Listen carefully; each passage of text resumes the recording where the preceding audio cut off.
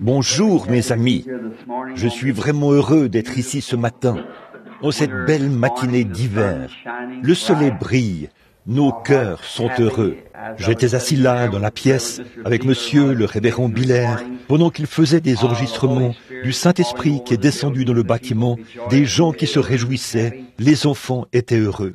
Nous sommes reconnaissants d'être vivants et d'être parmi ceux qui peuvent participer au service aujourd'hui.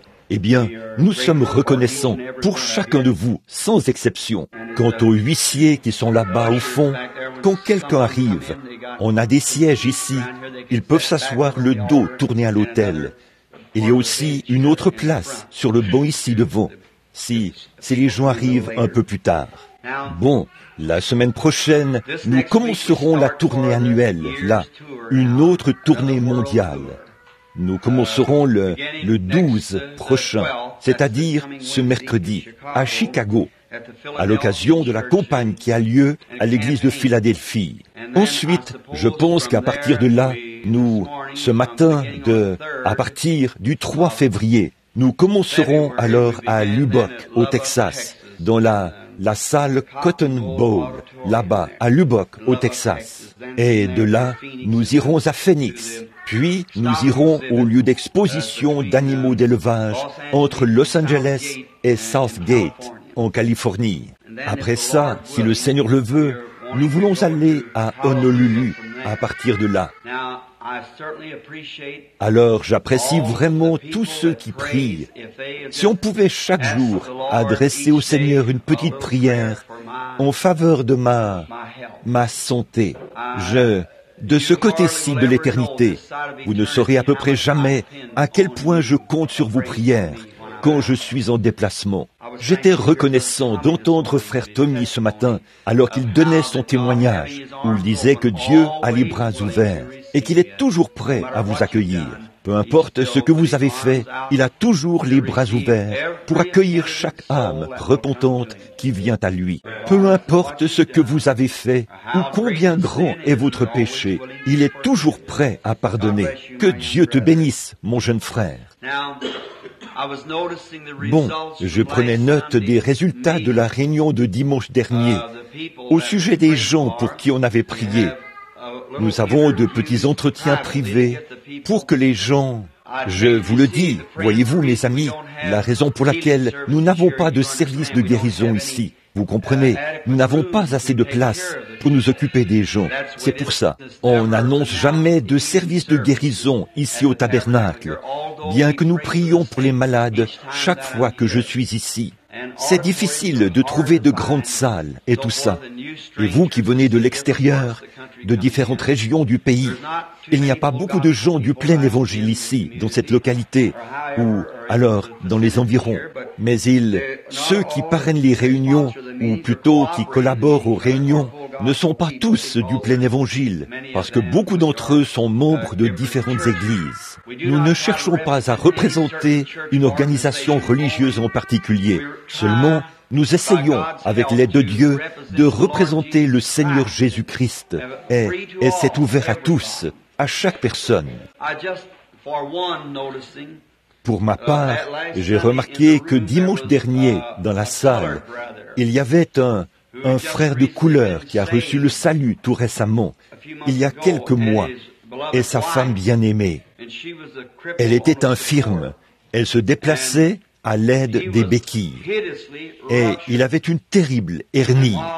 Et pendant que je lui parlais en privé, dans le bureau des diacres, au cours d'un entretien privé, car il avait téléphoné à l'avance pour prendre rendez-vous. Chaque dimanche, nous pouvons en prendre juste un nombre limité chaque dimanche. J'ai senti, pendant que j'étais assis là, l'inspiration du Saint-Esprit. Eh bien, une dame venait de sortir de là. Elle avait des béquilles, elle était sortie. Elle marchait sans cela. Et cet homme qui croyait vraiment au Seigneur Jésus, eh bien, j'ai prié pour lui. Il avait une terrible hernie. Et je lui ai parlé, j'ai dit, bon, à partir de cet instant même, cette hernie va commencer à reprendre sa place. J'ai dit, alors, au fur au fur et à mesure qu'elle va rétrécir. Observez-la au fur et à mesure qu'elle rétrécit, et cela vous donnera plus de foi. Vous voyez, la foi doit reposer sur quelque chose, et non sur un concept mythique.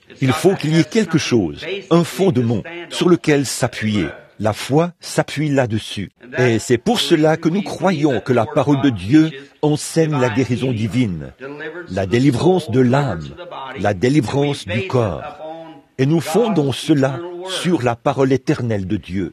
Et j'ai dit aux frères, bon, pour que vous sachiez que je vous ai dit la vérité, car je l'ai vu devant moi dans une vision, j'ai dit, quand vous rentrerez chez vous, prenez une ficelle et enroulez-la autour de cette hernie et mesurez-la. Puis, coupez cette ficelle et n'y touchez plus jusqu'à dimanche prochain. Et avant de venir, prenez cela, prenez une autre ficelle et enroulez-la autour de cela. Et apportez-moi les 2 ficelles pour qu'on voie l'ampleur du rétrécissement. Il a dit, je le ferai. Eh bien, voici la ficelle. Elle est plus courte de près de 4 centimètres, comme ça. Voici le monsieur qui est assis ici. C'est juste pour que vous voyez ce qui s'est passé. Là, il s'est passé quelque chose. De toute ma vie, je n'ai jamais vu une seule fois où Dieu a dit quoi que ce soit, ou l'a montré dans une vision, ou par révélation, et que cela n'est pas arrivé exactement comme Dieu l'a dit. Voyez, exactement. Sa femme, dimanche dernier, marchait en s'appuyant sur une béquille, ou un bâton, une canne. Et je l'ai vue aujourd'hui. Elle, dans la pièce, elle avait de la peine à marcher. Je lui ai dit que le Seigneur allait la guérir. Elle avait un membre qui était raide. Et je l'ai vue marcher. Elle avait mis sa canne sur son épaule dans la pièce. Et la voici aujourd'hui. Voilà une autre dame, une des personnes qui viennent de... Elle allait vraiment mal. Elle souffrait de tant de maux dimanche dernier, en plus d'être infirme. Et elle habite quelque part là-bas, près de Georgetown. N'est-ce pas, madame? Ou quelque part par là. Georgetown, Indiana. Elle a dit, mais frère Branham, je suis vieille. J'ai dit, mais Abraham l'était aussi. Il était beaucoup plus vieux que vous quand il lui était demandé de croire quelque chose qui était impossible. Elle l'a accepté et la voilà. Et voici l'autre dame, assise juste derrière la dame dont je parlais, juste ici, derrière son mari. La dame de couleur qui est assise juste ici. Et l'autre dame qui est là derrière. Comme preuve, on a les ficelles. Comme preuve, il n'y a plus de béquilles. Jésus-Christ vit et règne. C'est la preuve suprême qu'il est ressuscité des morts et qu'il est avec nous aujourd'hui. Combien nous le remercions du fond du cœur de ce qu'il est toujours vivant. Il n'est pas mort. Il est ressuscité des morts et vit aujourd'hui parmi les mortels. Toujours bien disposé et capable de faire infiniment au-delà de tout ce que nous pourrions faire ou penser. Nous lui rendons gloire de tout notre cœur pour sa fidèle bonté envers nous. Maintenant, voyez s'il y a-t-il d'autres bons là-bas? Très bien, ils en ont d'autres. Nous pourrions simplement les apporter ici et les placer sur l'estrade, si vous voulez. Maintenant, pour la leçon d'école du dimanche, c'est à moi qu'il incombe d'enseigner un peu les leçons d'école du dimanche. Et si Dieu le veut, nous allons essayer de terminer un sujet que nous avons commencé il y a quelques jours, ici à l'église, il y a quelques dimanches. Et maintenant, frère Junior, peut-être qu'on va apporter, je me demande si ce ne serait pas mieux de vous asseoir ici, sur l'estrade, pour permettre à quelques-unes des dames, vous pouvez peut-être les placer ici derrière, et ce serait mieux que si on les plaçait là devant. Et dès que la classe de l'école du dimanche sera terminée dans cette salle, il y aura davantage de places, d'autres places se libéreront. Maintenant, si quelqu'un qui est de cette église-ci, c'est peut-être un peu embarrassant ou autre pour des nouveaux venus de monter ici. Mais si quelqu'un qui est de cette église voulait venir occuper ces places, ça libérera probablement la place pour d'autres personnes qui viendront par la suite. Bon, aujourd'hui, nous étudions la parole bénie de Dieu. Si vous vous souvenez, le dernier message, c'était dans l'Épître aux Hébreux. C'est merveilleux d'étudier la parole de Dieu elle nous donne la vie éternelle. Jésus a dit, sondez les Écritures, parce que vous pensez avoir en elles la vie éternelle. Ce sont elles qui rendent témoignage de moi. Comme c'est agréable de savoir qu'il nous a bénis, du fait qu'il nous a donné la parole vivante. Dieu est dans sa parole. Maintenant, prenez tous dans vos Bibles Hébreux chapitre 7. Et nous allons essayer de ne pas prendre trop de temps ce matin, mais juste exalter un peu Christ par la parole, pour pouvoir vous faire voir ce qu'il est et pourquoi nous sommes ici aujourd'hui, pourquoi le christianisme est ce qu'il est, en apportant la parole. Et la foi vient de ce qu'on entend. Ce qu'on entend vient de la parole de Dieu, la parole. Bon, nous sommes capables de prendre les pages et de les tourner comme ceci, mais il n'y en a qu'un seul qui soit capable d'ouvrir la parole. C'est Christ. Car dans la vision, on l'a vu comme l'agneau immolé dès la fondation du monde, lorsque Jean a regardé, et personne dans le ciel n'était digne d'ouvrir le livre, ou ne le pouvait, ni d'en rompre les sceaux. Et il a vu un agneau qui semblait avoir été immolé dès la fondation du monde. Il est venu et a pris le livre de la main droite de celui qui était assis sur le trône. Il a ouvert le livre et on a rompu les sceaux. Bon, il est l'auteur du livre. Pouvons-nous lui parler un instant avant de prendre le livre? Notre bienveillant Père Céleste, c'est avec des cœurs remplis d'un amour profond que nous venons aujourd'hui pour offrir notre hommage, notre louange et notre action de grâce à ton glorieux nom.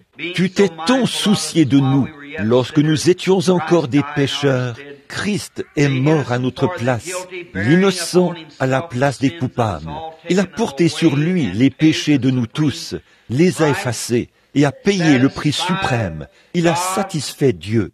Puis, il est ressuscité pour notre justification et est assis aujourd'hui à sa droite, toujours vivant pour intercéder sur la base de notre confession. Oh, combien nous te remercions pour cette ferme espérance que nous avons. Alors qu'autour de nous, tout est en train de s'écrouler, même la vie mortelle elle-même.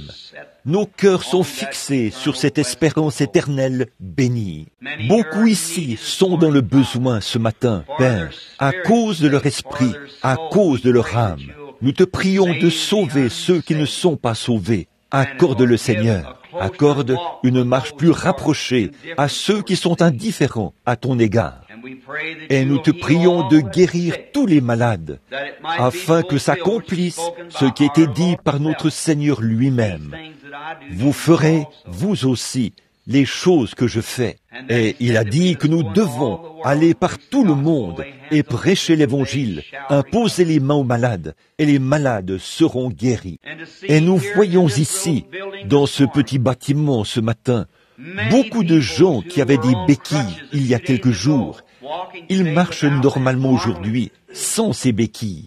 Ils ont été relevés et soutenus par les bras éternels de notre Seigneur Jésus-Christ. Et ils marchent. Ceux qui se mouraient du cancer sont ici bien portants. Tes serviteurs, les médecins, ont attesté qu'ils n'arrivent plus à en trouver la trace. Cela est disparu. Nous te remercions pour ces choses. Pardonne-nous nos manquements et remplis nos cœurs d'amour. Parle-nous par ta parole maintenant, car nous le demandons en son nom. Amen. Juste un petit rappel pour nous permettre d'avoir une idée de notre leçon sur l'écriture de ce matin. En fait, nous avons parlé de l'assurance de notre espérance, qui est si magnifiquement présentée ici dans l'épître adressée aux Hébreux. Après avoir lu comment Dieu a traité avec son peuple, Israël, autrefois, nous avons alors vu que la promesse nous a été donnée. Et cela nous donne une grande assurance, comme nous voyons que toutes les choses qui se sont produites à cette époque-là étaient des exemples de ce que Dieu fait pour nous aujourd'hui, ses enfants qui croient. Et maintenant, juste un petit rappel de la leçon de dimanche dernier, du chapitre 6 d'Hébreux. Nous commencerons vers le verset 12, ou le verset 13, ici. Lorsque Dieu fit la promesse à Abraham, ne pouvant jurer par un plus grand que lui, il jura par lui-même. Je suis sûr que l'auditoire se souvient que nous avons étudié cela pour voir ce que Dieu avait fait, qu'il avait promis à Abraham qu'il lui donnerait cette alliance et qu'il la faisait avec lui et sa postérité pour toujours. Et Dieu a juré par serment. Et quiconque jure par serment, jure par un plus grand que lui. Comme Dieu n'avait personne qui soit plus grand que lui, par qui il pouvait jurer, il a donc juré par lui-même qu'il garderait cette alliance faite avec Abraham. Alors, quel fondement solide pour vous, les saints du Seigneur.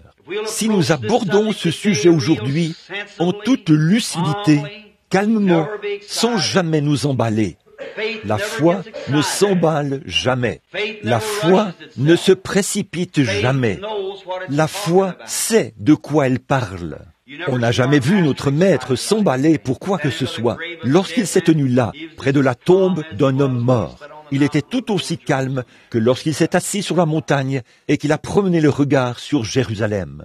Alors qu'il était là, sur l'agitation, sur un bateau dans une mer agitée, par des flots tumultueux, il se reposait si totalement sur Dieu qu'il n'y a même pas prêté attention, pas assez pour se réveiller. La foi est toujours imperturbable. Maintenant, nous voyons ici que la raison pour laquelle nous pouvons être imperturbables, c'est que la promesse a été faite à notre père Abraham et à ses enfants. Et Dieu, qui a donné la promesse, a juré par un serment qu'il la confirmerait et la tiendrait. Et c'est ce qu'il a fait. Et nous voyons que les enfants d'Abraham ne sont pas des Juifs qui en ont les dehors, c'est-à-dire ceux qui étaient de la tribu de la lignée d'Abraham.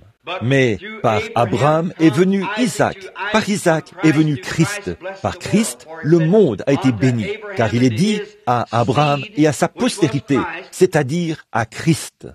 Et c'est par ce canal que toutes les tribus de la terre devaient entrer dans cette alliance.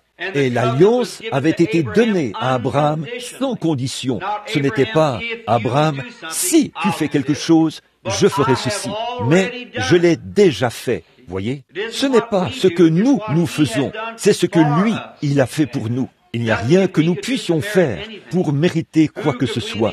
Qui de nous pourrait, nous qui sommes injustes, un jour faire quoi que ce soit pour mériter quelque chose devant le grand Dieu Jéhovah et sa grande sainteté suprême? Voyez, nous, la seule chose que nous puissions faire, c'est d'accepter et d'être reconnaissants pour ce qu'il a déjà fait pour nous. Oh, c'est tellement simple, pas vrai? Et je suis sûr que souvent le point de vue des gens, c'est qu'ils essaient de faire de la guérison divine et tout, quelque chose à quoi on arrive par de grands efforts, quelque chose de très éloigné. Si seulement je pouvais y arriver. Pouvez-vous imaginer Jésus qui dit « Maintenant, je vais examiner ma foi pour voir si j'ai assez de foi pour faire cela, voir si je vais devoir jeûner un moment, pour voir si j'aurai assez de foi pour faire cela. » Il n'était pas du tout conscient de la foi qu'il avait. Il prononçait la chose, tout simplement, et il savait qu'il en serait ainsi. Tout comme vous êtes venu de chez vous aujourd'hui. Vous voulez probablement rentrer chez vous.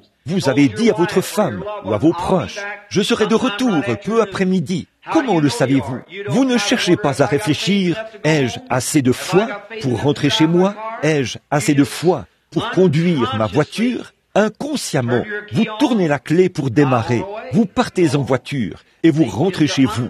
Voilà, voyez, c'est la foi inconsciente qui agit. En Christ, c'est pareil. Inconsciemment, simplement nous disons, c'est sa parole. Voilà, c'est réglé, ça s'arrête là. Et nous poursuivons notre route. C'est comme ça qu'on se rétablit. Maintenant, Dieu a juré par lui-même, rien de plus grand que lui. Nous allons nous dépêcher pour aller de l'avant, car notre sujet d'aujourd'hui, c'est Melchisédek. Melchisédek, le grand prince et roi. Alors, le verset 14 dit, « Et dit, certainement, je te bénirai, et je multiplierai ta postérité. En effet, il devait être multiplié dans toutes les nations, et l'Évangile par Christ. Or, cela n'était pas possible sous la dispensation de la loi, parce que ça ne s'étendait pas jusque-là. Ce n'était destiné qu'aux circoncis, c'est-à-dire aux Juifs. Mais dans le domaine du Saint-Esprit, il a circoncis chaque cœur. Voyez-vous, toutes les nations. Il allait multiplier Abraham dans toutes les nations. Et c'est ainsi qu'Abraham, ayant persévéré, obtint l'effet de la promesse. Combien nous avons insisté là-dessus, disant qu'Abraham, ayant persévéré, c'est voir quoi? Le Dieu invisible comme s'il était visible, qu'il se tenait là, devant lui.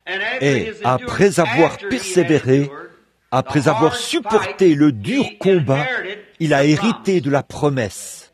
Maintenant, n'est-ce pas étrange?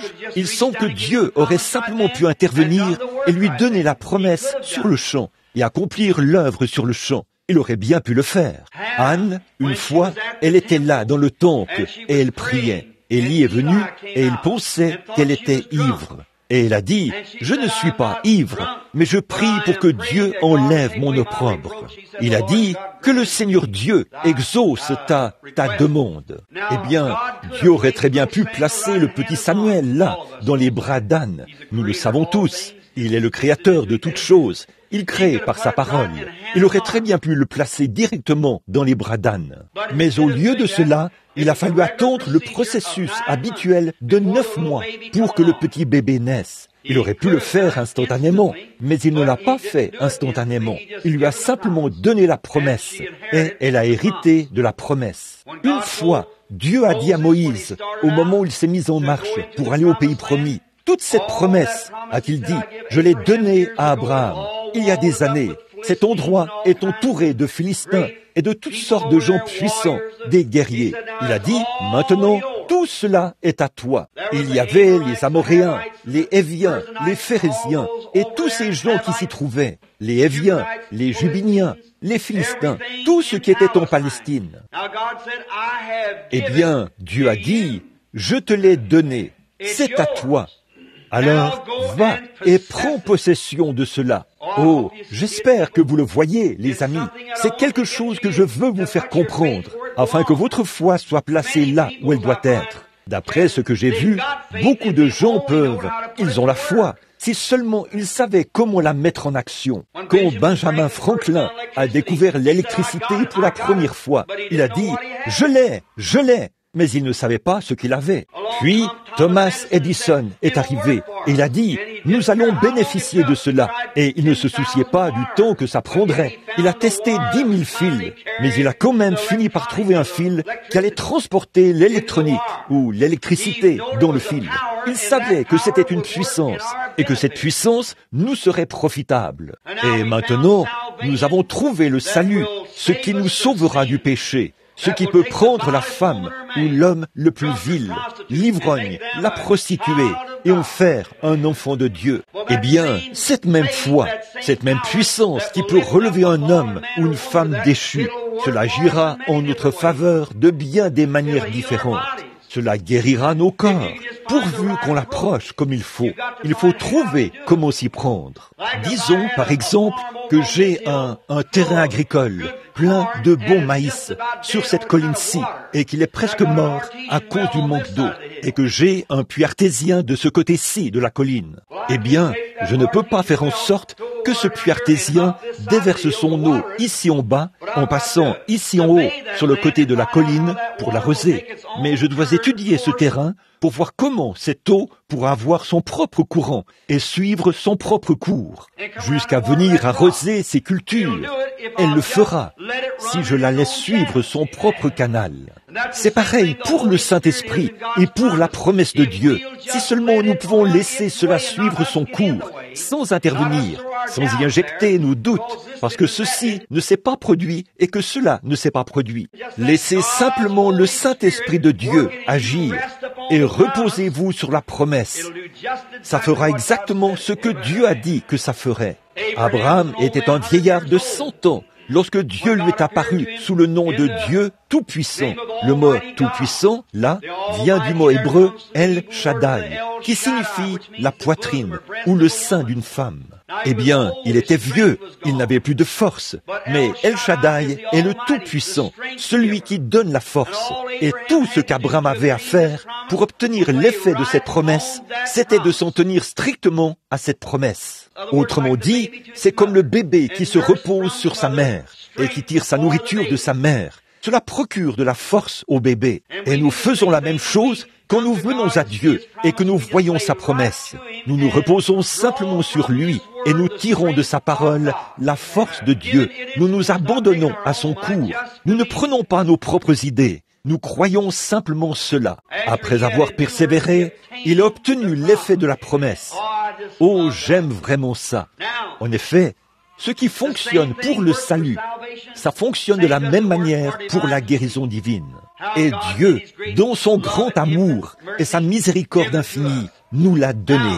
Maintenant, et dit, certainement je te bénirai et je multiplierai ta postérité. Et c'est ainsi qu'Abraham, ayant persévéré, endura l'effet de la promesse. Verset 16. Or les hommes jurent par quelqu'un qui est plus grand qu'eux, et le serment est une garantie confirmée, qui met fin à tous leurs différends. Autrement dit, si l'on jure par un serment, alors ça met fin à tout.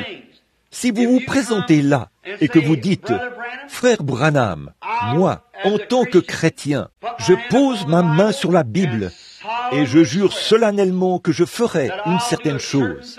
Si Dieu me donne de vivre assez longtemps pour le faire, je le ferai. » Très bien. Alors pour moi, c'est la fin de tout doute. Voyez, vous m'avez juré que vous le feriez. Et Dieu a juré à Abraham qu'il garderait cette alliance avec lui et avec sa postérité pour toujours. Dieu a juré par lui-même qu'il le ferait. Et ce faisant, sous l'ancienne loi, quand on faisait un serment sous l'ancienne loi, on tuait un animal, on le coupait en deux. Puis les deux hommes qui avaient prêté serment se plaçaient entre les deux morceaux de l'animal. Et ils écrivaient une sorte de contrat sur un bout de papier. Ensuite, on déchirait ce morceau de papier en deux et on les remettait à l'un et à l'autre. Puis, ils prêtaient serment au-dessus de cet animal mort, déclarant ainsi que s'ils rompaient cette alliance, qu'il soit comme cet animal mort. Alors, comme Dieu ne pouvait jurer par qui que ce soit d'autre, il a juré par lui-même.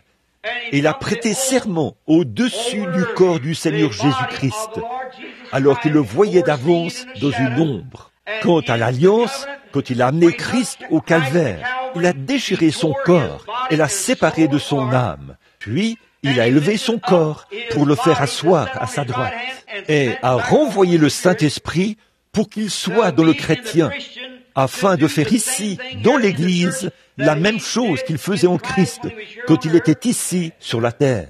Ce faisant, il a prouvé qu'il nous ressuscitera dans les derniers jours pour que nous nous asseyions avec lui et que nous soyons avec lui dans son royaume. Et de voir aujourd'hui le même Saint-Esprit qui était sur Jésus-Christ œuvrer dans l'Église et confirmer tout ce que Dieu a dit. Quelle merveilleuse espérance cela fait naître en nous de penser que nous sommes ses enfants et que nous sommes bénis par sa présence. Et il est ici avec nous maintenant, comme preuve infaillible qu'il est le Seigneur Dieu qui a fait la promesse à Abraham. Maintenant, écoutez le verset 17. C'est pourquoi Dieu, voulant montrer avec plus d'évidence aux héritiers de la promesse l'immutabilité de sa résolution, intervint par un serment, afin que, par les choses immuables, c'est impossible que Dieu monte, nous trouvions un puissant encouragement, nous dont le seul refuge a été de saisir l'espérance qui nous était proposée. Quelle merveilleuse promesse! Deux choses immuables. Dieu ne peut pas mentir, être Dieu. Donc, si Dieu a fait une promesse ici, dans sa Bible, nous croyons que la Bible est la parole infaillible de Dieu. Et si Dieu a fait une promesse dans cette Bible, nous avons cet encouragement. Nous savons qu'il est impossible que Dieu monte. Par conséquent, quand nous voyons qu'il l'a promis dans la Bible, nous le croyons, âme, corps et esprit. Il est impossible qu'il monte. Donc, s'il y a une faille, elle est en nous et non en Dieu. En effet, Dieu est tenu d'exécuter sa parole, car il a juré par sa parole.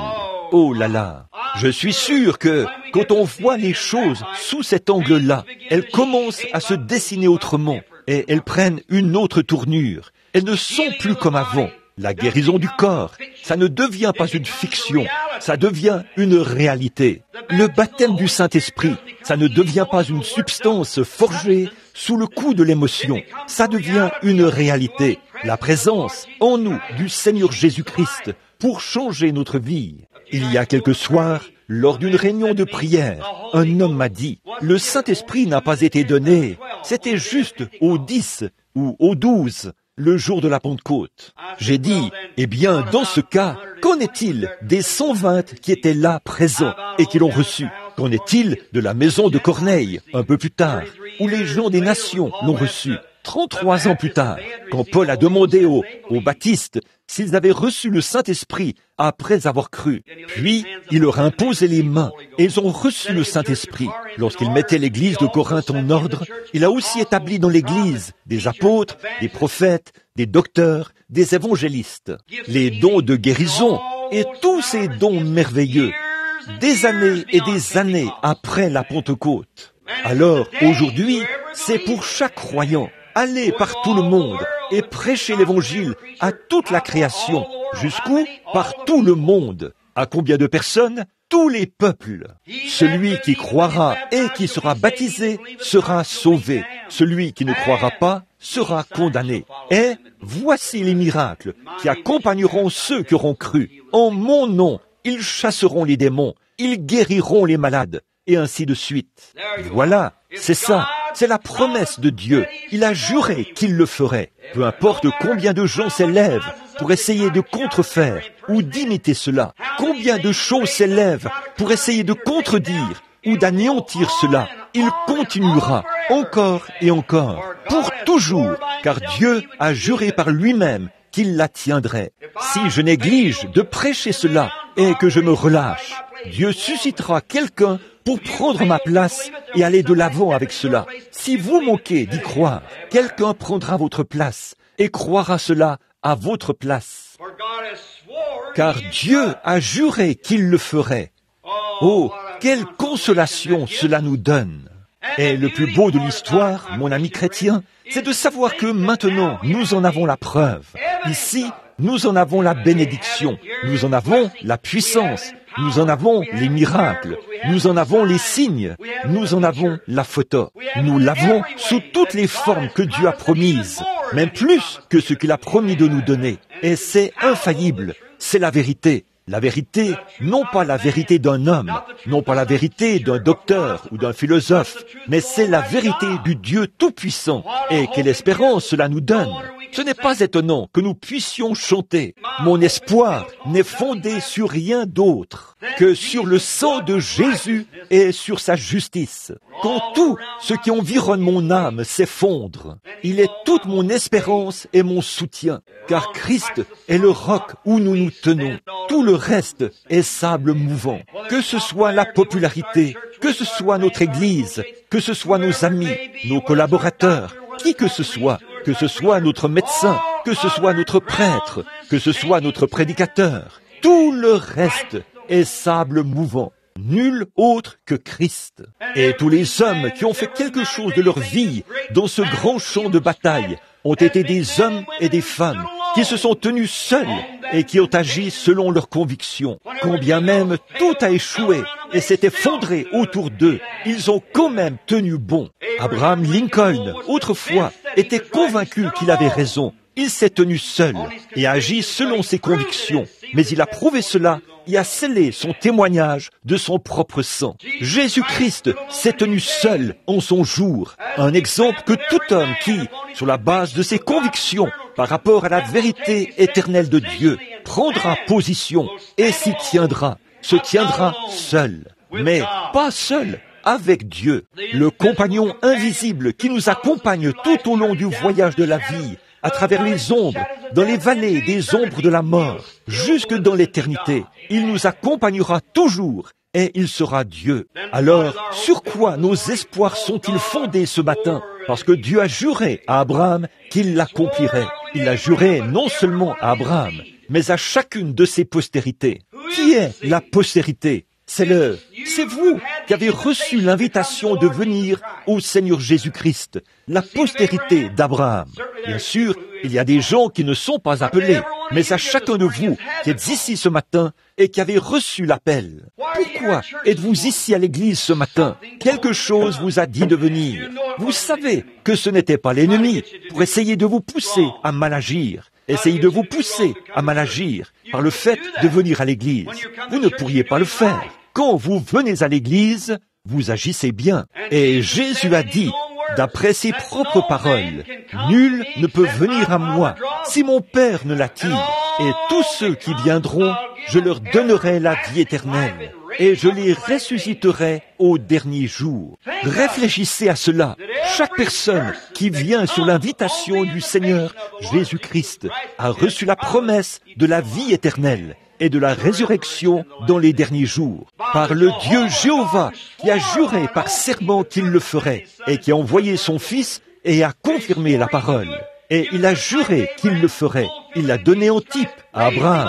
Il l'a accompli en Jésus-Christ. Il l'a ressuscité. En vivant, il m'a aimé.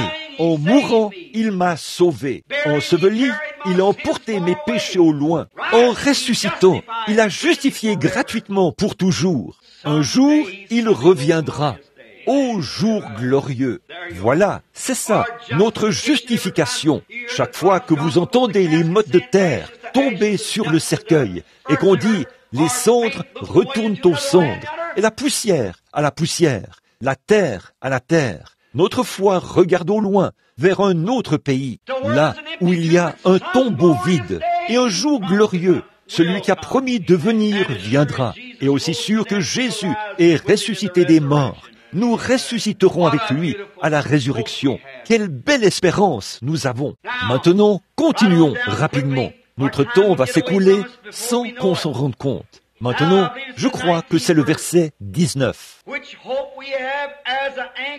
Cette espérance, nous la possédons comme une ancre de l'âme, sûre et solide, à pénétrer au-delà de ce qui est dans le voile. L'ancre de notre âme qui a pénétré dans le voile, au-delà du voile, et qui s'est ancrée. Vous savez, parfois, un navire, les militaires et d'autres le savent, et vous qui avez été en mer, quand les vagues deviennent trop fortes pour le bateau, il l'ancre, et il y a une corde qu'on laisse descendre qui le retient. Et il se peut que les vagues le poussent comme ceci et comme cela, mais l'ancre le retient. L'ancre, ils ne peuvent pas voir la terre nulle part, mais ils jettent l'ancre au-delà du voile, c'est-à-dire l'eau, et cette ancre descend au fond de la mer, sur le sommet d'une grande montagne quelque part. Elle traîne jusqu'à ce qu'elle s'accroche à cette montagne. Elle s'accroche là, à cette crevasse, et la mer en entier ne peut plus la déplacer. Elle est ancrée, hors de vue. Et toute personne qui a reçu Jésus-Christ comme son sauveur personnel, qui est né de nouveau du Saint-Esprit, vous avez jeté l'ancre. Si vous êtes malade et que votre espoir est fondé sur Christ, vous avez jeté l'ancre. Le médecin peut dire ceci, cela ou autre chose, mais aussi sûr que votre foi regarde au loin. Les vagues, les périodes de maladie, la fièvre peut monter, et tout, mais votre ancre tient bon au-delà du voile. Quelque part là-bas, dans le pays mystique, on vous dit, sur quoi fondez-vous vos espoirs? Le médecin a dit que tout est terminé. La médecine dit qu'elle ne peut rien faire. L'opération a échoué. mais mes espoirs ne sont pas fondés là-dessus. Notre espérance est au-delà du voile. Quel voile? L'effusion de son sang qui a séparé son esprit de son corps. Et là, à l'intérieur de ce voile, l'encre s'est accrochée à quelque chose. Une fois, j'ai vu un bateau qui était en train d'être ballotté là-bas. Et je me suis dit, qu'est-ce qui retient ce bateau à ce même endroit? Je n'arrivais pas à comprendre. Il reste là, sur la mer. Et j'ai remarqué que les vagues l'emportaient dans cette direction-ci, puis dans cette direction-ci. Mais il ne bougeait pas de cet endroit. Je ne pouvais rien voir. Mais il y avait un petit fil, une corde, qui descendait de la proue de ce bateau. C'était relié à une ancre qui s'était accrochée à quelque chose sous ma... que je n'arrivais pas à voir dans les eaux. Et c'est là que c'était accroché. Et j'ai dit, que Dieu soit loué. Oui, un jour, j'ai trouvé une ancre. J'ai lu ici, elle dit, que celui qui veut vienne. J'ai jeté cette encre au-delà de quelque chose que je ne pouvais pas voir. Quelque chose l'a accroché. Et quand les combats font rage, l'encre tient bon au-delà du voile. Quand s'élèvent les incrédules, quand surgissent les difficultés, quand tout s'écroule autour de moi, notre encre tient bon au-delà du voile. Où se trouve-t-elle? Je n'en sais rien. Mais elle se trouve au-delà du voile, quelque part, là-bas, ancrée dans le rocher des âges. Notre ancre est solide, inébranlable. Elle tient bon au-delà du voile. Cette espérance, nous la possédons comme une ancre de l'âme, sûre et solide, sûre et solide. Oh, si seulement nous avions un peu plus de temps pour saisir ce que signifie l'assurance, sûrance, quelque chose dont vous êtes certain, votre assurance. Cette assurance, qu'est-ce que c'est? Dieu a juré par serment qu'il le ferait. Voilà l'assurance. Là, il y a quelque temps, un homme est venu me voir et il m'a dit, « Billy, je veux te vendre une police d'assurance. » Bon, les assurances, c'est très bien. Moi-même, je n'en ai pas. Je suppose que je suis allé trop loin sur ce point-là. Une fois, une compagnie a dépouillé mon pauvre vieux papa de ses bénéfices parce qu'il était trop illettré pour lire la police. Et un avocat de Philadelphie n'arrivait pas à démêler ça de toute façon. Alors il a dit, il lui a vendu cette police et il l'a payée pour mon frère et moi pendant 20 ans. Il était venu là et il lui avait dit, ça vaudra $500 à terme. Et pendant la dépression et tout, le pauvre vieux travaillait dur. À la fin du terme, on nous a dit qu'ils avaient mal lu la police. Ça valait $7.50. Alors, ça m'a laissé un goût un peu amer. Bon, ils ne sont pas tous comme ça. Il y a des agents d'assurance assis ici, en ce moment. Bien des fois, des gens sont venus et m'ont dit, « Billy, je veux te vendre des assurances. » Bon, je trouve que c'est tout à fait en ordre. J'ai dit, « Regarde, j'ai une assurance. » Et il a dit, « Quelle sorte d'assurance as-tu » Il a dit, « Quelle police détiens-tu » J'ai dit, « La vie éternelle. » Il a dit, « La vie éternelle » J'ai dit, « Oui, monsieur. » Il a dit, « Qui vend ces polices » J'ai dit, « Le Seigneur Jésus. » Il a dit, « Et tu as une assurance » J'ai dit, « Oui, monsieur. » Il a dit, « Quel genre d'assurance est-ce vraiment » Qu'est-ce que c'est, Billy? J'ai dit, « C'est une assurance. » Il a dit, « Laquelle » J'ai dit, « Assurance bénie. Jésus est mien. » Oh, quel avant-goût de la gloire divine. Il a passé son bras autour de mes épaules. C'était un ami d'enfance. Nous étions juste là, de l'autre côté de la rue. Il a dit, « Billy, ce n'est pas ça qui va t'installer au cimetière. » J'ai dit, « Je sais, mais cela m'en fera sortir. Je ne me fais pas de soucis pour y entrer, mais cela m'en fera sortir. » C'est vrai, je pouvais penser à ma police d'assurance quand j'étais malade, mais ça ne m'a servi à rien. Mais quant à mon assurance en Jésus, j'avais une ancre solide. L'assurance que Dieu avait juré par lui-même qu'il tiendrait chaque parole qu'il a promise. Quand Mayo a dit, il n'y a aucun espoir pour toi, aucun espoir que je vive, je souffrais de régurgitation, ce qui allait finir par me tuer, mais mon ancre a tenu bon au-delà du voile. Eh bien, qu'est-ce que vous voyez? Je ne sais pas ce que je vois. il y a quelque chose que je sais. Voilà ce qu'il en est. Vous le savez. Ce n'est pas par les œuvres, c'est par la foi. Nous le croyons. Quel genre d'assurance Abraham avait-il reçu du médecin, de l'association médicale d'Uri ou d'ailleurs? Lui qui avait 100 ans et Sarah 90 ans, ils allaient avoir un bébé. Mais son oncle a tenu au-delà du voile, car Dieu lui avait donné la promesse et il s'est reposé là-dessus. Et il appelait les choses qui n'étaient pas comme si elles étaient, parce qu'il savait que Dieu était capable. Voilà, c'est ça. Dieu était capable d'accomplir ce qu'il avait promis. Il a créé le monde, il m'a créé, il a tout créé, il vous a créé, il a tout créé, tout par sa parole. Et sa parole fera exactement ce qu'elle dit qu'elle fera. Maintenant, oh, combien, quelle espérance! Cette espérance que nous avons, l'assurance de l'espérance, au-delà du voile. Il va falloir que nous nous dépêchions maintenant, parce que nous allons avoir une longue ligne de prière. Remarquez, là où, oh là là, très bien, tout le monde, regardez maintenant, le verset 20, regardez ceci. Là où Jésus est entré pour nous comme précurseur. Le précurseur de quoi? Le précurseur de notre salut, au plan physique et spirituel. Car il était blessé pour nos péchés, brisé pour notre iniquité. Le châtiment qui nous donne la paix est tombé sur lui. Et c'est par ses meurtrissures que nous avons été guéris. Le précurseur de notre salut est déjà entré. Jésus, l'assurance est déjà entrée, ayant été fait souverain sacrificateur pour toujours selon l'ordre de Melchisédek. Maintenant, nous en arrivons là où nous voulons prendre ce sujet très rapidement et l'aborder. Toutes ces grandes promesses, nous les ramenons à une seule chose, c'est Jésus, notre précurseur, qui était la postérité d'Abraham, nous a appelés par le Saint-Esprit à cette espérance bénie que nous avons maintenant, une ancre de l'âme, solide et sûre, ancrée au-delà du voile. Ce Jésus qui était fait précurseur selon l'ordre de Melchisédek. Maintenant, ce grand homme, Melchisédek, c'est de lui que nous voulons parler pendant les quelques prochaines minutes. Je vais me dépêcher pendant les 10 ou 15 prochaines minutes. Ensuite, nous aurons la ligne de prière. Faites grandir votre foi maintenant. Ne laissez pas le diable vous ravir quoi que ce soit. Vous êtes ici ce matin, dans ce petit bâtiment où le Dieu Tout-Puissant va entrer, dans cette humble demeure. Vous dites, ça ne paye pas de mine. Mais il est venu dans une crèche.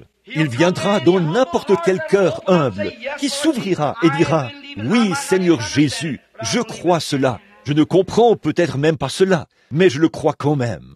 Cette espérance bénie que nous avons, Christ, le précurseur, est déjà venu. Savez-vous ce qu'est un précurseur? C'est quelque chose qui précède ou qui prend les devants. Christ, qui était le précurseur de notre salut, est venu sur la terre pour servir d'exemple à l'Église, car l'Église devait terminer ses œuvres ou continuer ses œuvres après qu'il avait achevé son sacrifice sur le calvaire. Vous le voyez? Remarquez. Et là, il est né dans l'humilité, dans une crèche. On s'est moqué de lui, comme il en serait de vous ou de n'importe qui d'autre qui le sert.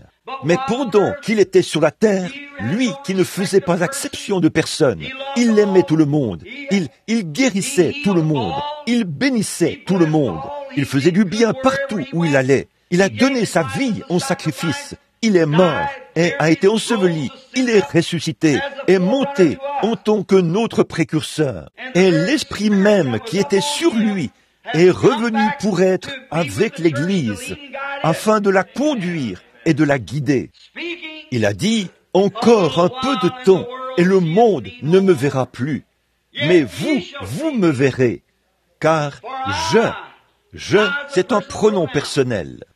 Je serai avec vous et même en vous jusqu'à la fin du monde. Donc, dirigeons nos pensées vers son grand sacrifice suprême. En tant que précurseur, de notre espérance bénie que nous avons maintenant au-delà du voile.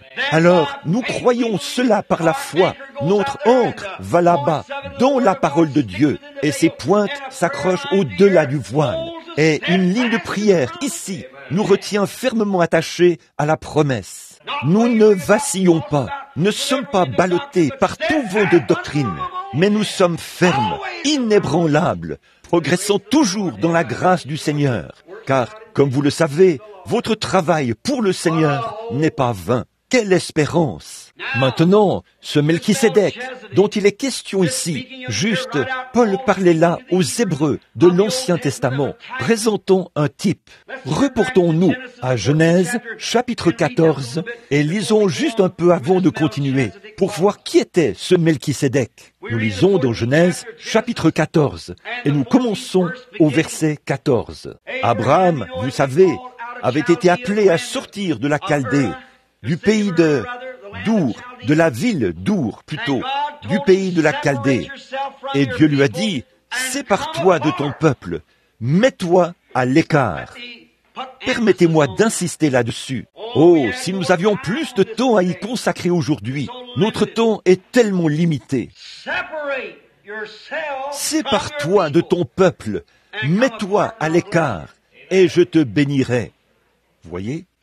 Et pour obtenir l'effet de cette même promesse qu'Abraham avait, vous devez vous séparer de tout contact mondain, de toutes les choses du monde. Vos désirs de péché, vos convoitises, les passions du monde et toutes ces choses, séparez-vous de cela. Mettez-vous à l'écart dans un pays étranger, un pays où vous n'avez jamais été auparavant, pour marcher non pas par la vue, mais par la foi. Car Abraham n'avait rien. Personne n'avait traversé ce fleuve d'Euphrate et séjourné dans ce pays. Mais Abraham, par la foi, a quitté les siens. Il est allé de l'avant et s'est séparé. De même que le sang de Jésus-Christ nous sépare des choses du monde aujourd'hui par le Saint-Esprit, pour que nous marchions en nouveauté de vie. Critiqués, tournés en ridicule, traités d'exaltés, incompris, mais notre ancre tient bon. Hébreux 11 dit, ils allaient çà et là, vêtus de peau de brebis et de peau de chèvre, dénués de tout, de lieu en lieu, car ils croyaient qu'ils cherchaient une cité dont Dieu est l'architecte et le constructeur. Quelque chose en eux leur disait, il y a un pays, une cité, dont Dieu est l'architecte et le constructeur. Et c'est ce qu'ils cherchaient, sans savoir où ils allaient. C'est pareil pour chaque pèlerin aujourd'hui. Il cherche quelque chose sur lequel il ne peut pas mettre la main, mais il en voit la preuve tout autour de lui. Qu'est-ce qui m'a poussé à faire ceci?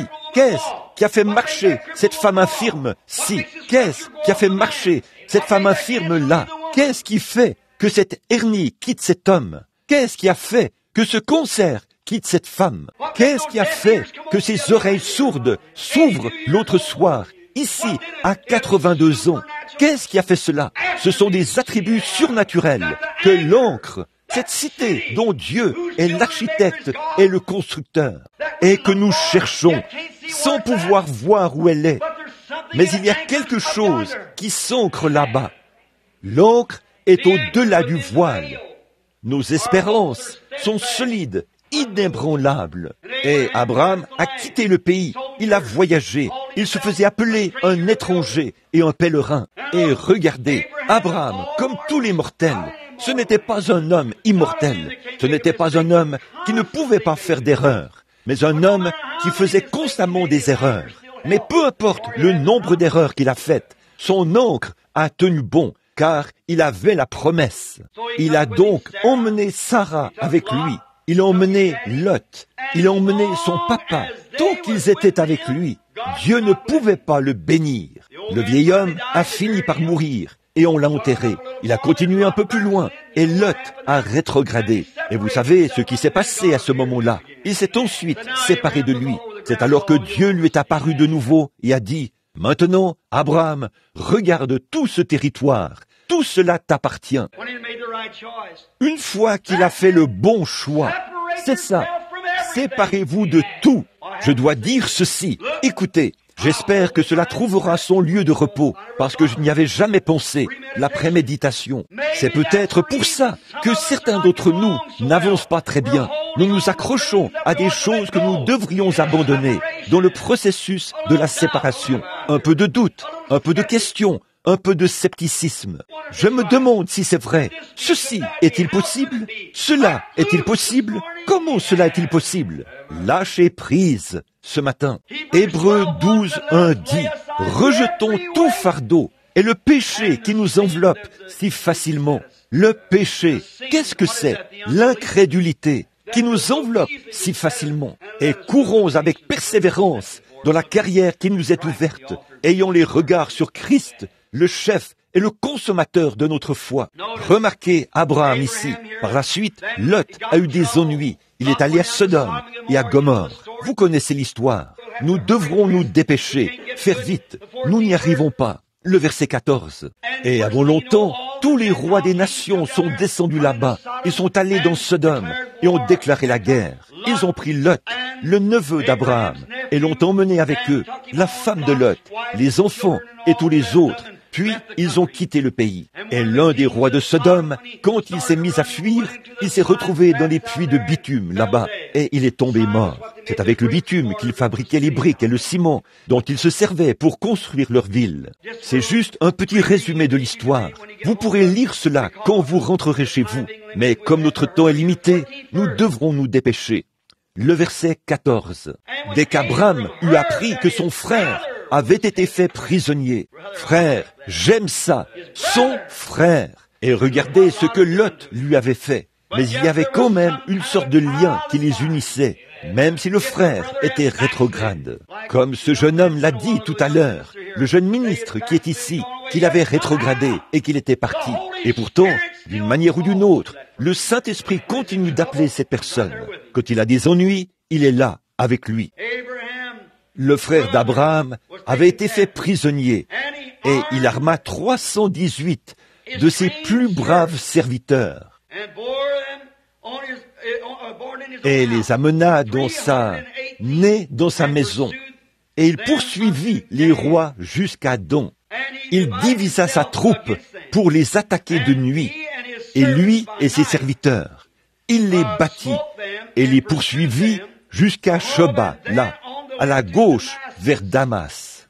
Abraham a réuni tous ses serviteurs et ses hommes d'armes. Pensez un peu à cet homme qui était pauvre quand il a quitté ce pays, là-bas, à Our, en Chaldée. Le voici qui a 318 hommes armés comme serviteurs. Et vous dites que Dieu ne vous bénit pas? 318 hommes. Vous dites, eh bien, est-ce vrai? C'est ce que dit l'Écriture. Il avait suffisamment de serviteurs pour combattre une armée, et il a vaincu. Remarquez, et il ramena, il les a poursuivis, et a pris tout ce qu'ils avaient. Ramena toutes les richesses. Il ramena aussi Lot, son frère, avec ses biens, ainsi que les femmes et le peuple. Après qu'Abraham est revenu vainqueur, le roi de Sodome sortit à sa rencontre, et les rois de la vallée, et la vallée du roi. Melchisédek, roi de Salem, fuit apporter du pain et du vin, et les lui donna. Il était sacrificateur du Dieu Très-Haut. Après que tous ces rois des nations étaient venus et avaient enlevé son frère, Abraham a pris ses serviteurs, les a poursuivis, s'est rendu là-bas et les a attrapés. Puis il est revenu avec eux, il a massacré ces rois, il les a ramenés. Et remarquez, le roi de Sodome s'est présenté là.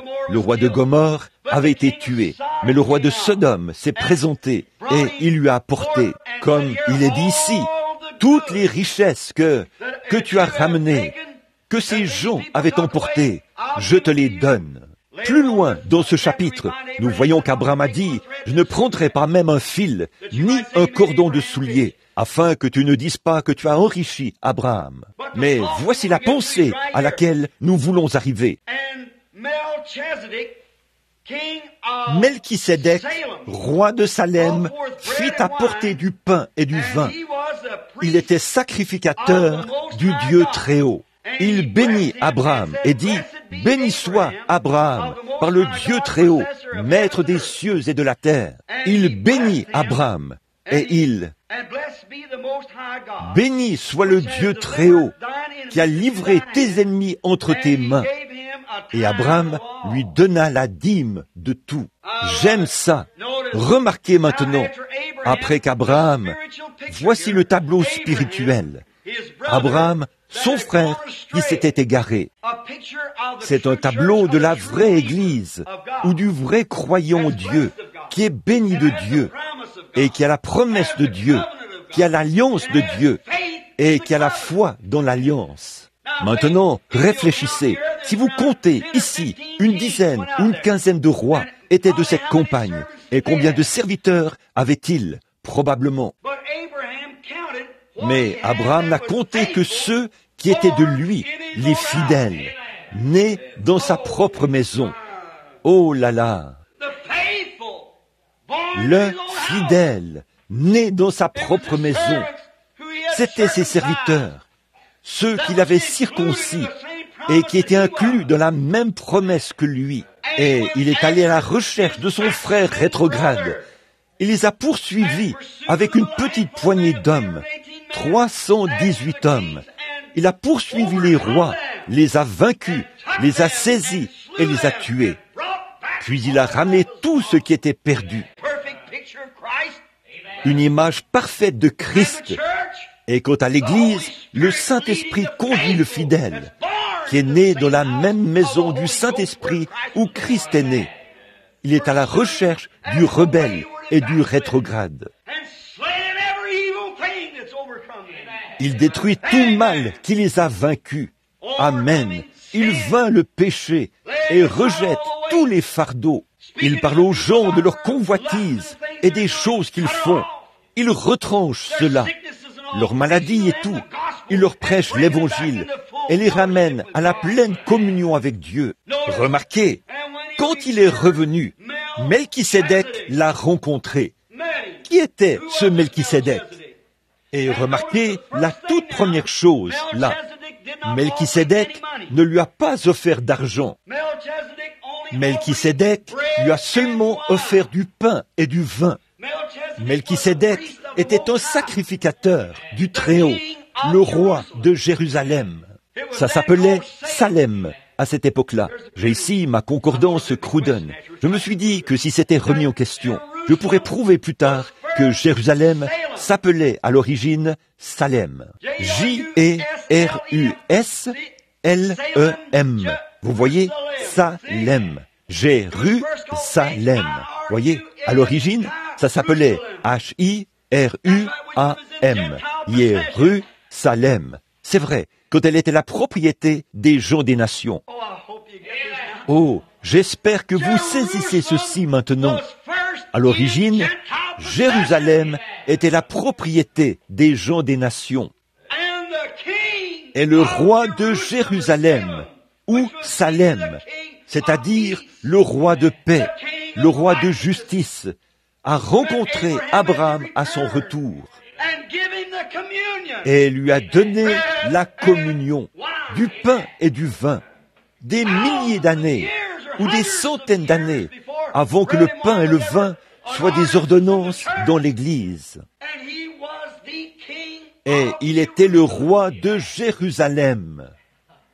Amen. Qui était ce grand homme? Revenons maintenant à notre texte, le verset 7, ou le chapitre 7. En effet, ce Melchisédek, roi de Salem, sacrificateur du Dieu Très-Haut, il était non seulement un roi, mais aussi un sacrificateur, qui alla au devant d'Abraham lorsqu'il revenait de la défaite des rois, qui le bénit. Il n'y a que quelqu'un de plus élevé qui puisse donner des bénédictions. Observez, à qui tout, et à qui Abraham donna la dîme de tout, qui est d'abord roi de justice, d'après la signification de son nom, ensuite le roi de Salem, c'est-à-dire le roi de paix. Qui était ce grand homme il y a bien des années? Qui était-il? Écoutez, lisons un peu plus à son sujet.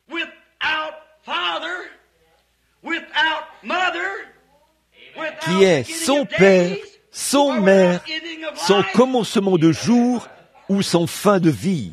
S'il n'avait pas de père, s'il n'avait pas de mère, s'il n'a eu ni commencement de jour, ni fin de vie, Melchisédek existe toujours. Pas vrai?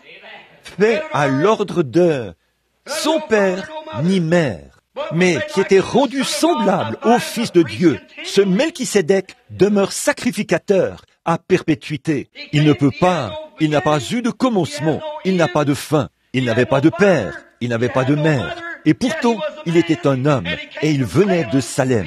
La paix, il était le roi de paix, il était le roi de justice.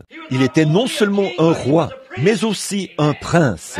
Et il est le prince de paix. Il est la rose de Saron, il est le lys de la vallée, l'étoile du matin, l'alpha, l'oméga, celui qui était, qui est et qui vient. À la fois la racine et la postérité de David. Il était avant David, en David et après David. Qui était ce sacrificateur? Nul autre que le Seigneur Jésus-Christ incarné, dans sa puissance magnifique. C'est le même qui est apparu un peu plus tard, après qu'il a rencontré Abraham. Et il lui a donné, comme c'était un peuple de l'alliance, la communion. Ainsi donc, par cette même alliance, nous prenons, là, il était dans une ombre. Ce Melchisédek, quand il serait devenu un homme dans la chair, serait coupé en morceaux et la communion serait donnée, les fragments de son corps brisés, comme nous la prenons aujourd'hui. C'est là que Melchisédek a rencontré Abraham, et Abraham lui a payé la dîme. Amen. Abraham, le plus grand homme sur la face de la terre, a payé la dîme à Melchisédek, le roi de paix, le roi de Salem, le roi de justice.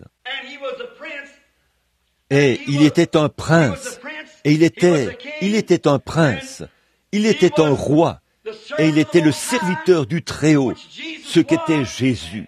Et là, Abraham, quelques années plus tard, ou peu de temps après que Lot avait rétrogradé et que Sodome avait été brûlé, Abraham est resté seul avec Sarah sur des terres desséchées, comme il y avait, tout leur bétail était en train de mourir de faim. On aurait dit que Dieu l'avait abandonné, mais il avait une foi solide pour croire. Et un jour, il était assis à l'entrée de sa tente, sous le gros chêne. Il est encore là aujourd'hui, comme un monument commémoratif, car il était carbonisé et conservé. Et là, Abraham, qui était assis à l'entrée de sa tente, a vu Melchisédek s'avancer vers lui, 3 hommes qui marchaient. Et j'imagine Abraham en train de se dire, « Je l'ai déjà vu ». Puis il est arrivé, et il a dit, « Permettez-moi de... Viens donc, mon Seigneur, permets-moi de t'apporter un peu d'eau pour te laver les pieds. » D'une manière ou d'une autre, cet homme de l'Alliance savait, au fond de lui, qu'il avait affaire à quelqu'un qui était plus qu'un homme. Il a dit, nous sommes des étrangers. Il a dit, nous venons d'un pays étranger. Leurs vêtements étaient poussiéreux. Oui, ils l'étaient. Ils venaient de tout là-bas, dans la gloire. Ils se sont donc avancés là, et ont dit à Abraham, on leur a apporté un petit quelque chose, et on leur a lavé les pieds. Et Abraham s'est mis à les regarder. Il s'est glissé dans la tente et a dit, Sarah, reste ici un instant. Il est allé vers son troupeau et a pris le veau le plus gras qu'il a pu trouver. Puis il l'a tué et l'a ramené. Et il a donné à cet homme de la viande, du pain, du lait et du beurre. Mangez. Maintenant, quand Melchisédek, le roi de Salem, le sacrificateur du Très-Haut, le roi de paix, qui n'était nul autre que la forme antérieure du Seigneur Jésus-Christ. Et quand il a rencontré Abraham, il a donné la communion à Abraham et il l'a béni. Et ici, Abraham le rencontre alors qu'il est en route pour Sodome et lui donne de la viande et du pain à manger. Oh, ne voyez-vous pas le lien entre ces 2 hommes? Il a fait la promesse. Notre pain et notre eau sont assurés et Dieu l'accomplira, aussi sûr que nous sommes assis ici. Et chaque promesse divine qu'il a faite, il est tenu de l'accomplir. Et quand les 2 anges ont poursuivi leur chemin pour aller à Sodome, Abraham s'est tenu là, et il a regardé autour de lui, en compagnie de cet homme. Il a dit, si j'en trouve tant et tant, au fur et à mesure qu'il demandait, jusqu'à arriver à 10. Et lorsqu'il est parti, alors l'ange ou l'homme qui était près de lui a disparu. Il s'est volatilisé près du sacrifice. Et Abraham a dit, j'ai parlé face à face avec le Dieu Tout-Puissant, Melchisédek, la forme antérieure de Christ. Oh, mes amis, ce matin, si nous pouvions saisir ce voile-ci qui est devant nos yeux, alors que la chair nous a aveuglés, déchirer ce voile comme ceci, et regarder au-delà du rideau du temps, et nous demander ce que ce serait.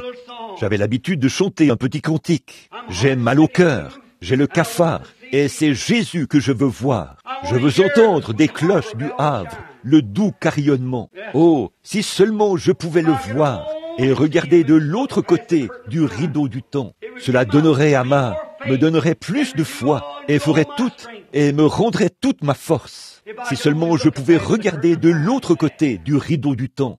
Qui est donc celui qui était dans cette Jérusalem sur la terre à ce moment-là? Celui qui n'avait ni commencement de jour, ni fin de vie, et qui est venu et a donné la communion à Abraham, à qui la promesse avait été faite. Et cette promesse nous est faite ce matin. Elle est offerte à chacun de vous. Nous pourrions passer plus de temps. J'aimerais que nous en ayons sur ce glorieux sujet. Peut-être le ferons-nous un jour, une fois ce voyage terminé, alors que je m'en vais partout dans le pays, dans différents pays étrangers, ici et là, pour prêcher l'Évangile. Permettez-moi de vous laisser cette pensée, mes enfants bien-aimés, mes frères et compagnons d'œuvre dans l'Évangile de notre Seigneur Jésus-Christ. Ne vous lassez pas. Reprenez courage ce matin. Levez la tête.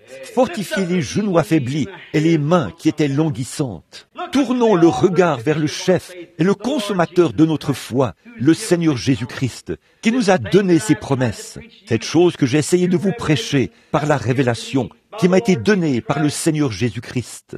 Alors que je ne suis qu'un ignorant, sans instruction et illettré, le Dieu Tout-Puissant a quand même répandu cela devant le monde, car c'est infaillible. Ici, ce matin, sont assis des gens qui étaient infirmes et affligés la semaine dernière, et qui sont normaux et en bonne santé cette semaine. Il y en a qui étaient sourds quand ils se sont présentés ici, il y a quelques soirs. Ils sont ici en ce moment, et ils entendent normalement comme tout le monde. Qu'est-ce que c'est? C'est l'alliance inconditionnelle de Dieu qu'il a faite avec Abraham et sa postérité. Il a promis qu'il l'accomplirait. Alors, croyons cela ce matin de tout notre cœur. En tant que peuple, certains d'entre nous qui sommes assis ici sont âgés, certains d'entre nous grisonnent, certains d'entre nous, avant que nous nous revoyions, il se peut que certains d'entre nous passent de l'autre côté du voile. Mais quoi que vous fassiez, quoi que la vie produise, si elle produit la maladie, si elle produit quoi que ce soit au monde, gardez votre ancre au-delà du voile. Continuez à regarder là-bas, vers le chef et le consommateur, le Seigneur Jésus-Christ.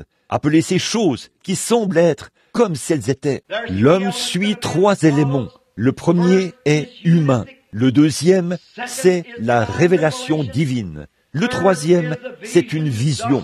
L'ainsi dit le Seigneur. Bien des fois, nous sommes ici, en bas, et nous ne montons jamais ici. Si vous n'êtes pas là, en bas, ancrez vos espérances au-delà de ce voile, ici en haut, dont l'ainsi dit le Seigneur. Même si vous ne voyez pas la vision, même si la révélation ne vient pas, même si, quand on prie pour vous, vous dites « J'aimerais vraiment pouvoir croire », ça ne change rien. Jetez votre ancre là, en bas, et dites que c'est vrai. De toute façon, Abraham ne pouvait pas voir. Il a dit « Comment est-ce possible ?» Marie ne pouvait pas comprendre. Comment pouvait-elle avoir un bébé sans connaître d'homme? Il a dit « Mais le Saint-Esprit te couvrira de son ombre. Il l'accomplira. » Elle a dit, je suis la servante du Seigneur. Qu'il me soit fait ainsi. Comment cela allait-il se faire? Elle n'en savait rien, mais elle a jeté son ancre au-delà du voile et elle s'est mise à témoigner qu'elle allait avoir un bébé avant de sentir cette vie ou quoi que ce soit d'autre. Elle appelait les choses qui n'étaient pas comme si elles étaient. Abraham, quand il avait 75 ans, Dieu lui a donné la promesse. Et à Sarah, qui était âgée de 65 ans, la promesse a été donnée. Et 25 ans se sont écoulés avant que cela s'accomplisse. Mais Abraham ne douta point par incrédulité au sujet de la promesse de Dieu, mais il fut fortifié par la foi, donnant gloire à Dieu. Il appelait ses symptômes et les choses qui étaient comme s'ils n'étaient pas. Son témoignage reposait seulement sur le fait que ce que Dieu avait dit était vrai, parce qu'il avait la promesse. Que Dieu soit miséricordieux. Oh là là! Votre foi est-elle ferme ce matin? Quand les vents des ennuis soufflent, que les nuits sont sombres, que les vents soufflent et les éclairs brillent, votre ancre tient-elle bon? Ne fondez vos espoirs ce matin sur rien de moins que le sang de Jésus et sa justice. Je sais que c'est difficile, ça semble difficile, mais faites-le une fois. Prenez Dieu au mot et voyez combien c'est une espérance bénie de marcher simplement par la foi. Dans ce grand combat de la foi, comme j'ai essayé de le livrer, j'ai rencontré de terribles obstacles. J'ai connu des routes périlleuses. Ça se voit sur moi, oui, mais ça a été la chose la plus bénie. Je ne les changerai pour rien au monde. Et voici mes plus grandes victoires.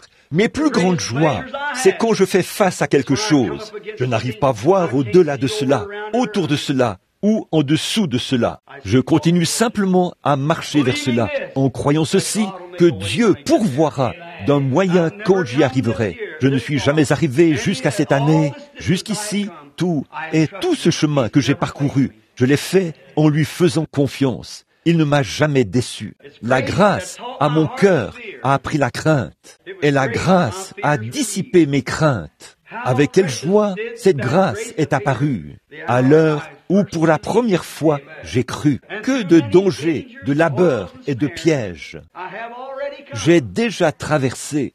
La grâce m'a mené en sûreté jusqu'à présent, et la grâce me mènera à la maison. Après que nous aurons passé 10 000 ans là-bas, brillants comme le soleil, nous n'aurons pas moins de temps pour chanter ses louanges que lorsque nous avons commencé. Quand nous nous rassemblerons là-bas avec Abraham, Isaac et Jacob, avec les héritiers de la promesse, qui s'attendent à ce que nous ne flanchions pas, car sans nous, ils ne peuvent pas parvenir à la perfection. Oh, combien ils comptent sur nous ce matin. Ne flanchons pas. Restez bien ancrés en Christ. Si vous êtes un pécheur, vous n'avez pas à venir à l'autel. C'est la coutume de le faire. Mais si vous ne voulez pas venir et qu'il n'y a pas assez de place pour que vous veniez, dites, Seigneur, je rejette toutes les choses du monde, maintenant même. Je me présente devant toi, nu et dépouillé comme je le suis, et je suis une honte et un déshonneur. Mais je jette mon ancre sur toi, et je crois en toi. Je ne peux rien faire d'autre que ce que tu as fait pour moi. Si vous êtes malade, que le médecin dit qu'il n'y a plus aucun moyen pour vous de guérir, qu'il n'y a rien à faire, regardez simplement ce petit groupe de gens ce matin, et c'est juste une petite poignée. C'est très minime, comparé aux milliers qui ont été guéris au cours des quelques dernières semaines, partout dans le monde. De grandes campagnes. Le monde est en effervescence en raison des campagnes de guérison divine. Des hommes de foi sortent et osent prendre Dieu au mot. Les jours des nations s'achèvent. Ceci est un signe. Regardez-le. N'attendez pas trop longtemps. Ils ont attendu trop longtemps pour reconnaître Élie. Et les disciples ont même dit, pourquoi les scribes disent-ils, Élie doit venir premièrement? Il a dit, il est déjà venu, et vous ne l'avez pas reconnu. Ils ont dit, qui était-ce? Il a dit, Jean-Baptiste.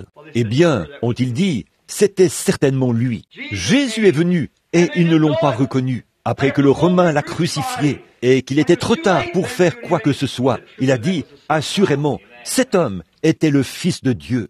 Bien qu'il ait été mis au rang des malfaiteurs, bien qu'on lui ait craché dessus, bien qu'il ait été ridiculisé et persécuté, Dieu l'a quand même confirmé par des signes et des prodiges.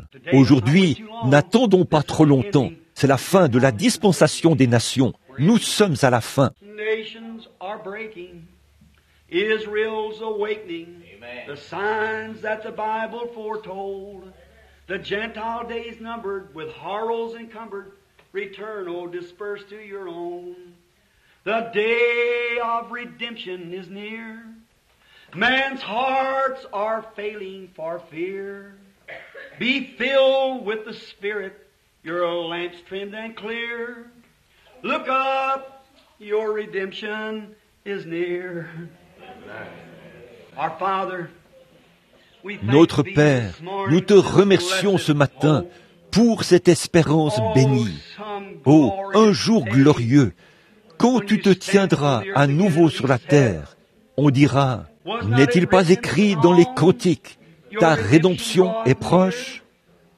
Quand tu étais ici la première fois, tu as dit, David, n'a-t-il pas écrit ces choses dans les cantiques? Et quand nous pensons à ce cantique, il y aura une rencontre dans les airs, car tous les prophètes et les rachetés, et le petit David, et Moïse, et tous les patriarches seront présents là-bas.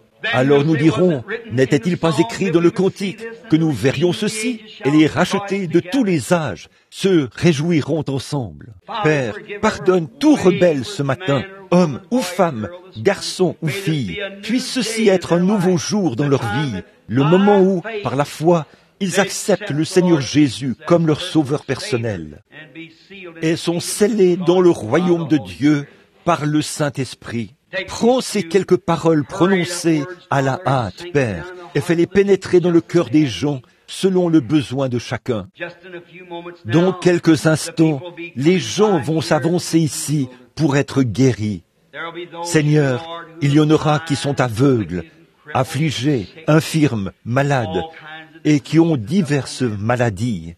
C'est Satan qui a fait cette vilaine chose. Père, Seigneur, ces pauvres gens ne viendraient pas ici s'ils ne croyaient pas qu'ils peuvent être guéris. Tu as dit, nous avons vaincu par le sang de l'agneau et par notre témoignage. Voici des ficelles posées ici sur l'estrade, des béquilles et tout ont été empilés et transportés loin d'ici, des fauteuils roulants. Et, des brancards ont été emportés et des lits. Des hommes et des femmes sont repartis d'ici, Seigneur, guéris de toutes sortes de maladies et d'afflictions que Satan leur avait infligées, non pas à cause de cet endroit-ci, mais parce que leur foi a satisfait à ton exigence ici même. Je prie, ô Dieu, que la foi de chaque personne malade ici soit maintenant suffisante ce matin et qu'ils se souviennent de ce grand Melchisédek d'autrefois qui n'avait pas de commencement de jour. Il n'a jamais eu de père ni de mère. Il n'a jamais eu de fin de vie. Il vit encore aujourd'hui. Par la suite, il s'est incarné, s'est appelé Jésus-Christ. Il s'est fait chair. Il est mort et a repris cette forme-là. Il est toujours le roi de paix, le roi de justice, qui nous a promis ces grandes choses éternelles. Dieu a juré à Abraham qu'il garderait l'alliance. La promesse, par lui et sa postérité, pour toujours. Aide-nous aujourd'hui à nous avancer vers cette estrade maintenant, avec une foi indéfectible. Seigneur, certains d'entre eux sont liés par des habitudes impures, des habitudes dégoûtantes de la chair. Ô Dieu, comme la Bible dit, rejetons tout fardeau et le péché qui nous enveloppe si facilement. Ô Dieu, puissent-ils s'en débarrasser ce matin et regarder à Jésus qui nous purifie de toute iniquité. Accorde-le, Père. Et quand nous repartirons aujourd'hui, puissions-nous repartir dans la joie et le cœur plein d'amour. Bénis cette petite église. Bénis notre cher frère Neville, Seigneur, alors qu'il fait son travail de pasteur et qu'il œuvre ici jour et nuit pour essayer d'en faire un endroit où les gens peuvent venir adorer et voir le Seigneur Jésus manifester son amour et sa puissance. Bénis le service de ce soir, Seigneur. Accorde-nous une grande bénédiction. Et Père, nous prions maintenant que la gloire te revienne en toutes choses. Et un jour, quand toute cette vie sera terminée et que la dernière prédication aura été prêchée, que la Bible sera fermée et que la sonnerie de l'extinction des feux aura retenti, que les armes seront entassées, que la fumée de la bataille sera en train de se dissiper, que le soleil se sera couché. Alors, Père, reçois-nous dans ton royaume. Puissions-nous venir comme de vieux vétérans marqués par les combats. Accorde-le, Seigneur, afin que nous puissions recevoir un nouveau corps, où nous n'aurons plus jamais de maladie, ni chagrin, ni tristesse. Mais soyons fidèles en toutes choses, pendant que nous sommes ici sur terre maintenant. Croyons et appelons les choses qui ne sont pas, qui sont contraires à la parole de Dieu, comme si elles étaient.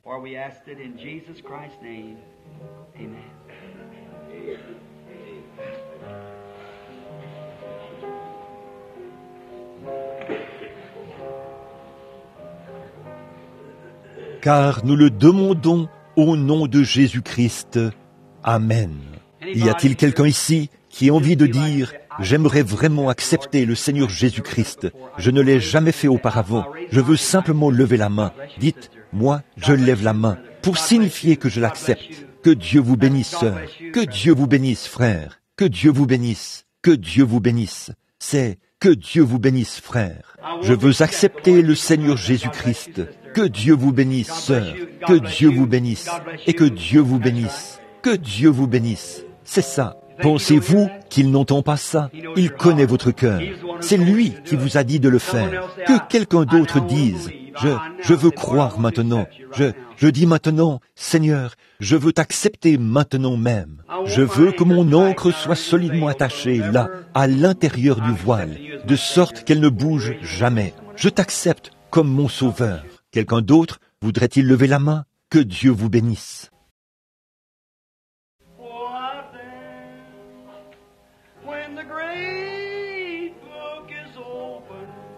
What then? When the one that rejecting this message today will be asked to give a reason. What then? Que le Seigneur vous bénisse maintenant, alors que nous aurons, combien ici veulent qu'on prie pour eux, ceux qui sont malades? Levez la main, tous ceux qui sont malades partout dans le bâtiment.